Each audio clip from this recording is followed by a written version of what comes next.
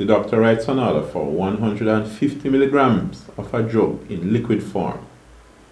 A dosage strength of 60 milligrams per cc is available. How many cc's should be extracted for the patient? Alright, first of all, remember a cc. Let me just make a diagram here. cc means cubic centimeter. Alright, so it's a cube with a height of 1 centimeter, a length of 1 centimeter, a width of 1 centimeter. So the volume is 1 centimeter times 1 centimeter times 1 centimeter to give you 1 cubic centimeter. Sometimes it's written as in this form, centimeter cube. Sometimes like this. Just cubic centimeter cube. Sometimes as cc. Is the same as a milliliter. Alright? 1 cubic centimeter is the same as 1 milliliters. Now, if we look at solving this by using dimensional analysis, our answer should be in cc. What we have is milligram. We also have milligram per cc, but we can't just multiply these, right? We'd have milligram square per cc. Can't do this. Let's try again. It's milligram multiplied by, if we have cc up top and milligram down the bottom, then milligram would cancel milligram. Nice. So here, what we're going to have is this. We have 150 milligram, 150 milligram multiplied by, this is 60 milligrams per cc, but we have cc per milligram. Now 60 is the same as 60 over 1. So if you're going to reciprocate this now, find the reciprocal, we'll put 1 over 60 in order to go from milligram over cc to go to cc over milligram.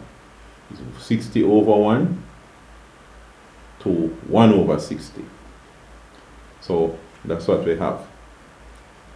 1 over 60 cc per milligram. As we see, milligram cancel milligram. So we have 150 times 1 over 60 cc. So what we'll get here is 150 divided by 60, 150 divided by 60 cc. And when we calculate it, could use a calculator, but I don't have a calculator right now. This is 15 divided by 60. 3 into 6 goes 2 times 3 into 15, 5.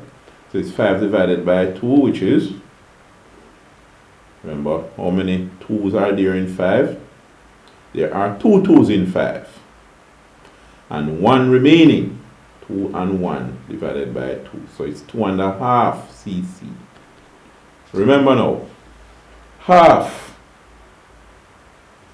in fraction, you have to remember mentally what half is in decimal. From fraction to decimal, half is the same as 0.5. So 2.5 means the same as 2.5, and that will be 2.5 cc, 2.5 cubic centimeters. Right? Now, that's using dimensional analysis. Now, let's also reason out this thing another way. If you compare milligram to milligram, you're saying how many times larger than 60 should you give to the patient? Because if you give 60 milligram to the patient, that's not enough. and you give another 60 milligrams to the patient, that's a total of 120. Still not enough. If you give a third 60 milligrams to the patient, that's going to be 180, too much. So you have to back down a bit. So it's 120 so far, plus something. 120 plus what? Give 150. 20, 30, 40. It's plus 30. Alright. How is the 30 going to work out now? You have 2 whole 60 milligrams already. But the 30 is half of 60. It's half of 60. So you see, you're going to have to give 2 60 milligram plus half more 60 milligram. So the patient needs 2.5 times what the dose is. Now, thing is, for every one of this, there is 60 milligram. So you have 60 cubic centimeter, I mean. So for every one of this, you have 1 cc with 60 milligrams in it. There is 1 cc with another 60 milligram. That's 2 cc's already. And there is a half cc here. Remember, every 60 milligram is 1 cc. Alright? Or in other words, every 1 cc you give contains 60 milligrams. You have 60, that's 1 cc. Another 60, that's 1 more cc. And then half more 60, that's half cc. So it's 1 cc plus 1 cc plus half more cc give 2.5 cc. So it's 2.5 cubic centimeters that you have there. Alright?